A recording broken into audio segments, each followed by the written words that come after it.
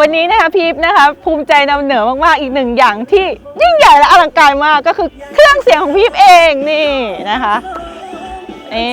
เครื่องเสียงตัวนี้เป็นตู้อะคริลิกนะคะใช้ดอก10นิ้วนะคะเสียงกลาง6นิ้วแล้วก็เสียงแหลม4นิ้วนะคะ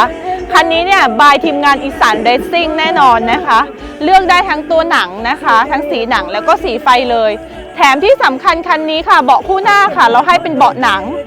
แต่ยังไม่หมดเพียงแค่นั้นค่ะมองบนหลังคาดีๆค่ะโอ้มีไฟด้วยนะบนหลังคาใครที่อยากจัดเต็มอยากได้แบบนี้โทรหาเจอิฟโน1ได้เลยค่ะบ๊ายบาย